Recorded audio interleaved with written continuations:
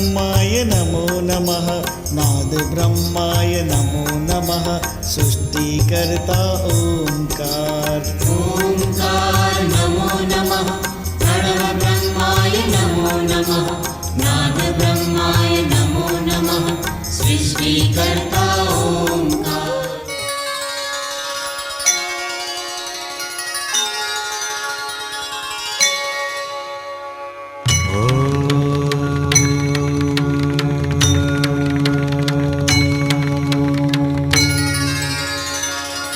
ओंकार नमो नमः, प्रणव ब्रह्माय नमो नमः, नाद ब्रह्माय नमो नमः, सृष्टिकर्ता ओंकार। मेरे प्यारे भक्तों, आज मैं जो बात, जिस प्रश्न की आपसे चर्चा करना चाहता हूं, आपके साथ में शादी और ब्याह यानी कि शादी और विवाह के बारे में बात करना चाहता हूं। यह विषय आज घर घर में चिंता और दुख का कारण बना हुआ है। सोचिए जरा, ईश्वर का सबसे बड़ा और उत्कृष्ट सर्जन यानी इंसान, और इंसान के जन्म लेने की प्रक्रिया का सबसे पहला स्टेप यानी कि समाज ने बनाए हुए शादी और विवाह के बंधन। ये बंधन कोई जेल का बंधन नहीं है, ये बंधन है प्रेम का, ये बंधन है नए इंसान की जन्म की प्रक्रिया की शुरुआत का, यह बंधन है एक मनुष्य के सर्जन की गाथा का। विवाह जैसा बंधन, विवाह जैसी बड़ी बात एक आम आदमी के जीवन में शायद ही दूसरी कोई हो। विवाह में एक कुटुंब का बंधन दूसरे कुटुंब के बंधन के साथ होता है। विवाह में एक पुरुष का बंधन एक स्त्री के साथ होता है और एक स्त्री का बंधन एक पुरुष के साथ होता है। 7 फेरे लेते हुए पति पत्नी 7 जन्म साथ रहने की प्रतिज्ञा लेते हैं। ऐसे प्यार के बंधन में जब बाधाएं आती है, जब विवाह नहीं होता, घर में बेटे और बेटियां कुंवारी होती है, उनके लिए अच्छा सा योग्य पात्र नहीं मिलता है, उनके जीवन में विवाह न होना एक ऐसी मुश्किल, एक ऐसा कांटा बन गया होता है कि जो माँ बाप को परेशानियों और कई दिक्कतों में रख देता है। मैंने अपने जीवन काल में बहुत से ऐसे किस्सों को देखा है कि जहाँ पात्र यानी कि लड़का और लड़की अच्छे होने के बावजूद, पढ़े लिखे होने के बावजूद, दिखने में बढ़िया होने के बावजूद उनकी शादी और विवाह में दिक्कतें आ रही हो, विवाह नहीं हो रहा हो, उनको अपने विवाह के लिए योग्य मनपसंद साथी नहीं मिल रहा हो और उनकी उम्र तेजी से बढ़ती जा रही हो। तो क्या समाधान है ऐसे प्रश्नों का? शास्त्र क्या कहता है? शास्त्र कहता है कि विवाह एक ऐसा बंधन है जिसमें सांसारिक हर मनुष्य को जुड़ना चाहिए। मैं मानता हूं कि विवाह न होने में बहुत सारी परिस्थितियों का कारण रहता है, बहुत सी परिस्थिति उसके पीछे होती है। जैसे कि लड़की दिखने में अच्छी नहीं है, लड़का पढ़ा लिखा नहीं है, लड़के के कुटुंब में इतना नाम और प्रतिष्ठा उसके पास नहीं है, लड़के के पास इतना पैसा नहीं है, लड़के के पास इतनी समझदारी नहीं है, लड़की दिखने में बढ़िया नहीं है, लड़की पढ़ी लिखी नहीं है, लड़की अपनी बिरादरी की नहीं है, बहुत सी बातें, बहुत सी समस्याएं। आज भी भारतवर्ष प्रेम विवाह को स्वीकार नहीं करता है। आज भी भारतवर्ष में माँ बाप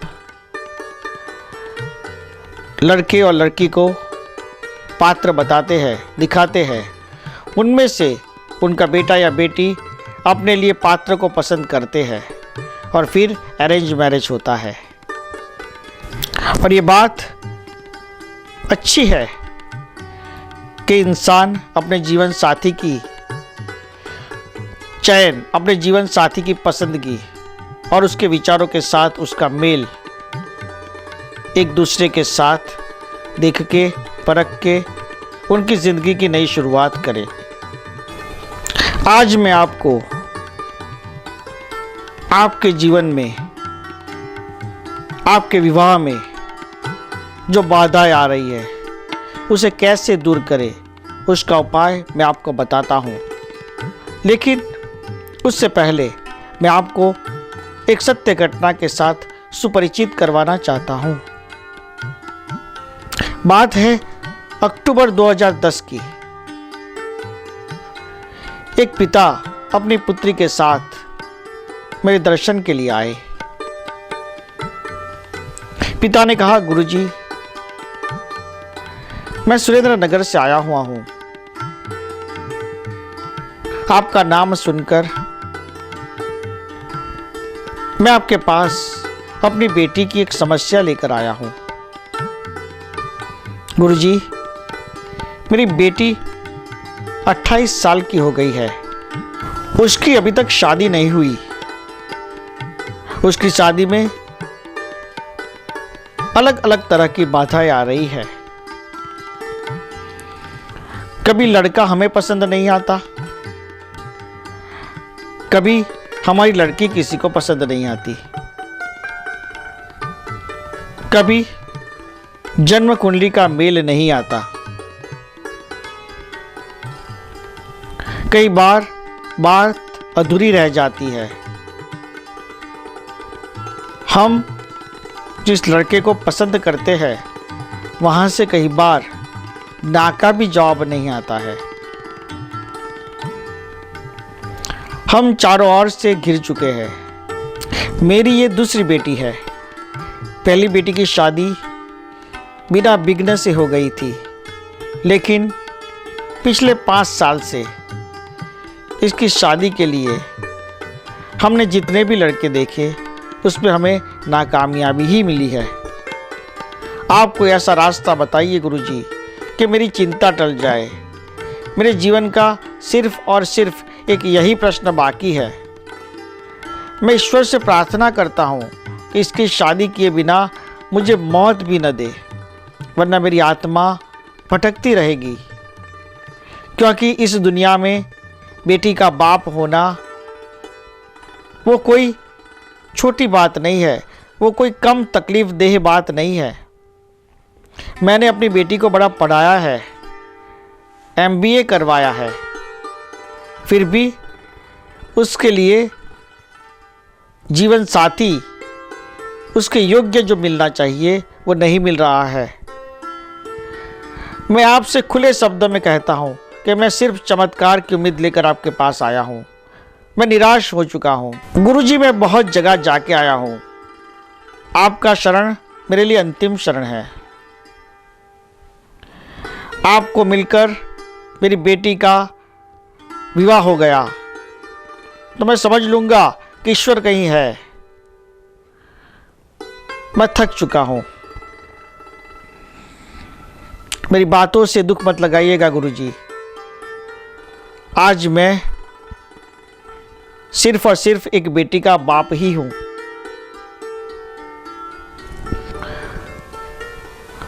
उनकी बात सुनकर मैंने कहा, भाई साहब, मैं आपकी बात को समझता हूं और आपकी तकलीफ और पीड़ा को भी महसूस कर रहा हूं।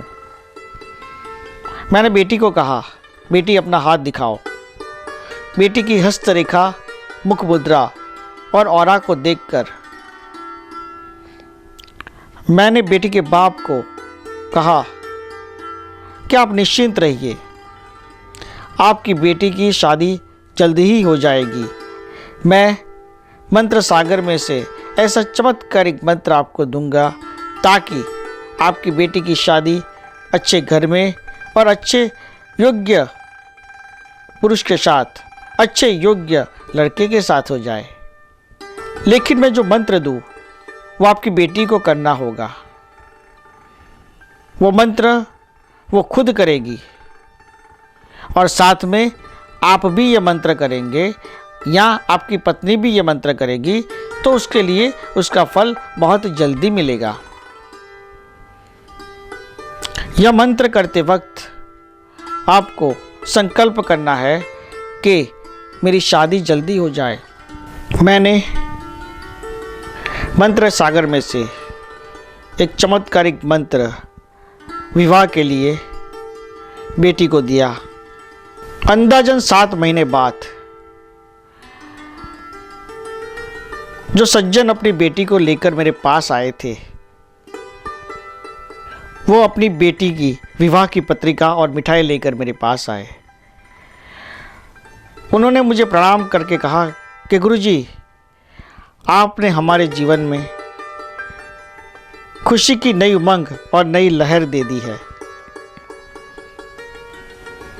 मैं विश्वास छोड़ चुका था, मैं अपना विश्वास गुमा चुका था, मेरा विश्वास ईश्वर पर से भी उठ चुका था कि कहीं दुनिया में ईश्वर है।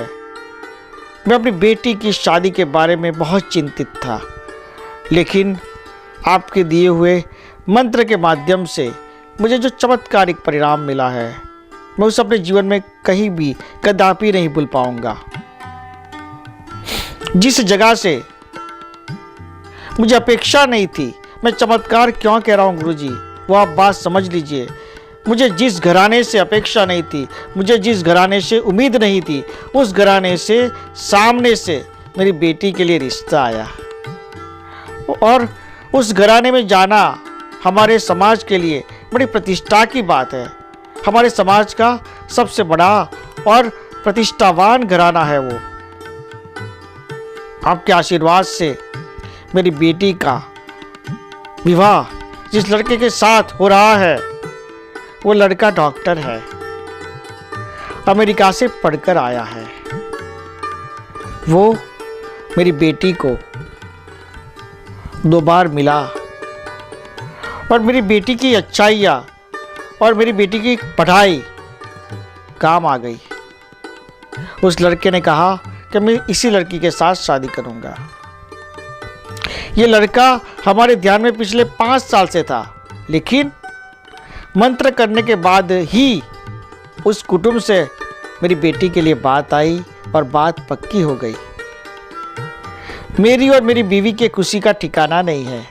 हम माता पिता रोज अपनी बेटी को आशीर्वाद देते हैं कि तू खुश रहे, और गुरुजी ने जो आशीर्वाद दिया है उस आशीर्वाद को तो अपने जीवन में हमेशा याद रखना। मैंने अपने जीवन की 62 इयर्स की साल में पहली बार किसी मिरेकल का अनुभव किया है, किसी एक्सपीरियंस किया है किसी मिरेकल का, और उसका माध्यम आप बने हैं, उसका निमित्त गुरुजी आप बने हैं।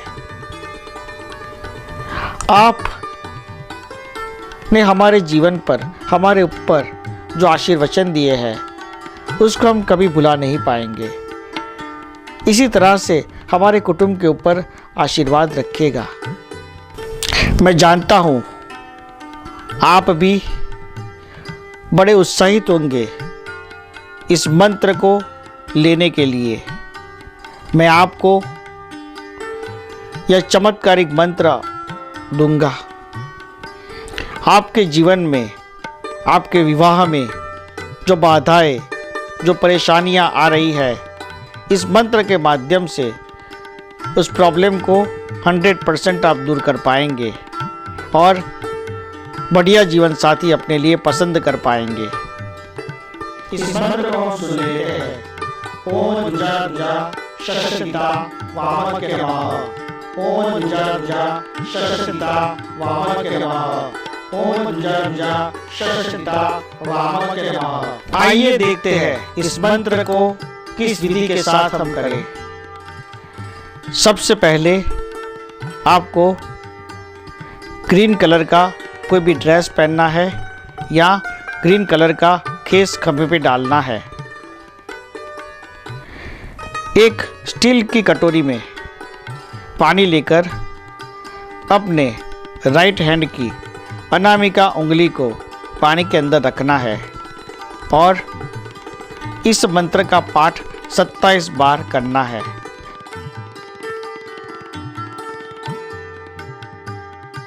इस मंत्र का पाठ कर लेने के बाद आपको ओम ऋषि रचित ओमकार चालीसा का पठन एक बार करना है और ख़ास ध्यान रखिएगा, मंत्र 27 बार करने के बाद ओमकार चालीसा जब तक खत्म न हो उंगली पानी में से बाहर नहीं निकालनी है। मंत्र और ओमकार चालीसा करने के बाद उस पानी को पी लेना है। इंसान कितना भी पढ़ा लिखा क्यों ना हो जाए, समाज के इस बंधन, जिस बंधन को विवाह का बंधन कहते हैं, इससे एक सांसारिक मनुष्य कभी मुक्त नहीं रह पाएगा। तब ऋषि मुनियों के दिए हुए ये मंत्र आपके लिए चमत्कारिक परिवर्तन लाके आपके जीवन में आई हुई विवाह की बाधाएं, शादी की दिक्कतें दूर करेंगे। आप अपने जीवन में खुशहाल रहे, आप अपने जीवन में बड़ी उम्दा ज़िंदगी जिए, ऐसा मेरा आशीर्वाद है। मैं आपको अपने नए जीवन की शुरुआत पर जाने के लिए मेरा आशीर्वाद देता हूँ और आपकी शादी और विवाह में दिक्कतें ना हो, मुश्किलें ना हो, उसके लिए मेरा आशीर्वाद आपके साथ है। ओम नमः, ओम नमः, ओम नमः। सद्गुरु शरण में लीजिए, दीजिए वो वरदान, ओंकार के तेज से मिटे तिमिर अज्ञान।